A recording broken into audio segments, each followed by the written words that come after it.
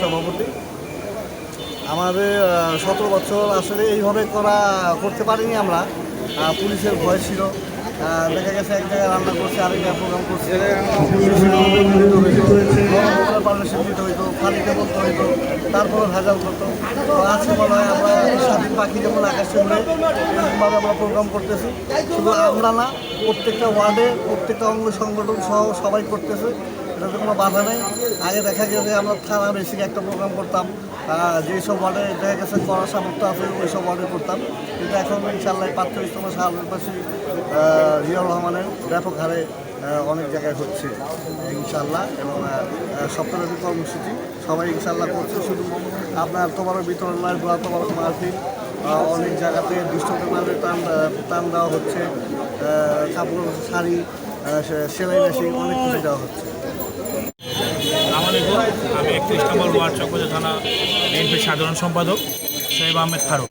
আমরা নির্যাতিত হয়েছি, তারপরও আপনাকে জানিয়ে রাখি আমরা নির্যাতনের সময়ও আওয়ামী লীগ সরকারের সময়ও আমরা এই 30শে মে শহীদ রাষ্ট্রপতি জিয়াউর রহমান সাদাবার্ষিকী পালন করেছি, রাজপথে করেছি। আমরা এখানে করেছি, পুলিশ আমাদের বাধা দিয়েছে, তারপরেও আমরা বাধা উপেক্ষা করে নির্যাতন নিপীড়ন উপেক্ষা করে আমরা জাতীয়তাবাদী শক্তি বিএনপির পতাকা হাতে নিয়ে আমরা রাজপথে। সবাইকে শুভেচ্ছা এবং বিনম্র শ্রদ্ধা জানাচ্ছি। আজকে শহীদ রাষ্ট্রপতির জিয়াউর রহমানের আদর্শ এবং কর্মময় জীবন ধারণ করে আমরা আজকে জনগণের সেবায় নিয়োজিত আছি বলেই আজকে জনগণ আমাদেরকে নির্বাচনে বিপুল ভোটে নির্বাচিত করে জাতীয় সংসদে তারেক রহমানকে পাঠিয়েছে। তারেক রহমান সাহেবের যে অঙ্গীকার তা আমরা অক্ষরে অক্ষরে পালন করব এবং কোনো রকম ফ্যাসিস্ট খুনি হাসিনার দোসরদের কোনো আশ্রয় প্রশ্রয় দেব না ইনশাআল্লাহ।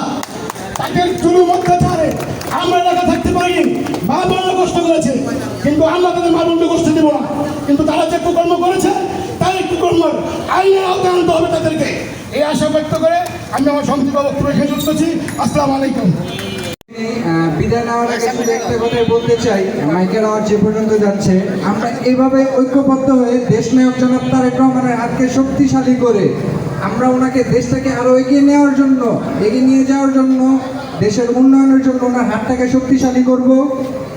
এবং 31 নং ওয়ার্ড ছাত্রদল সর্বদা আপনাদের পাশে ছিল, আছে এবং ইনশাল্লাহ আগামীতেও থাকবে। এই বলে আমি আমার বক্তব্য এখানেই শেষ করব। 45তম শাহাদাত বার্ষিকী উপলক্ষে আজকের আয়োজনে প্রধান অতিথি, বিশেষ অতিথি এবং আয়োজক বিন্দু আমার সংগ্রামী সালাম গ্রহণ করুন। আসসালামু আলাইকুম রহমতুল্লাহ। সংগ্রামী সাথী বন্ধুগণ, রক্তে ভরা সিক্ত মাটি, শিশির পোতা গাছ, বুকের ভিতর কান্না করে শহীদ আল্লাহ। আমরা স্বেচ্ছাসেবক দল রাজপথে বেগম খালেদা জিয়ার নেতৃত্বে, জিয়াউর রহমানের নেতৃত্বে, তারেক রহমানের নেতৃত্বে আছি, থাকবো ইনশাআল্লাহ। আল্লাহ হাফেজ। আজকে আমরা খোলা আকাশের নিচে প্রোগ্রাম করতে পেরে ধন্যবাদ জানাই। আসলে চকবাজার থানা এমন একটা থানা, আন্দোলন সংগ্রামে সবাই এইখান থেকে নেতৃত্ব দিয়েছেন।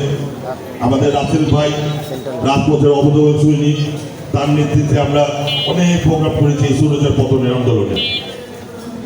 31 নম্বর ওয়ার্ড সবসময় চকবাজার থানায় কাঁধে কাঁধ মিলিয়ে কাজ করেছে, সবসময় তাদের পাশে ছিল এবং আরও থাকবে ইনশাআল্লাহ।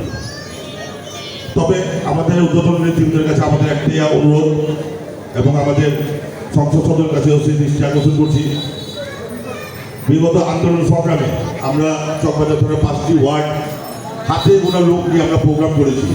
তখন কেউ বিএনপি করা তো দূরের কথা, বিএনপি কোনো পোস্টে লাইকও দিতে ভয় পেত, কিন্তু আসসালামু আলাইকুম।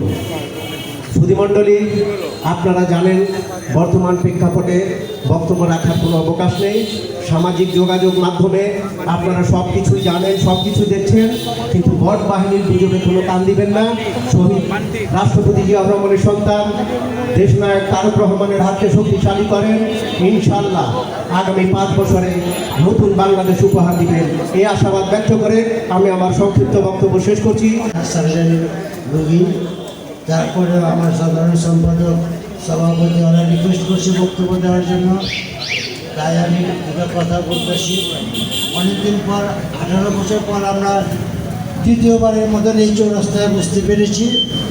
অনেক জ্বালা যন্ত্রণা আমরা সহ্য করেছি, এর আগে জেল চলুন ভুলিয়া আমাদের উপরে ছিল, এসব বাদ দিয়ে এখন আমরা একলগে বইছি, একলগে রাজনীতি করতেছি।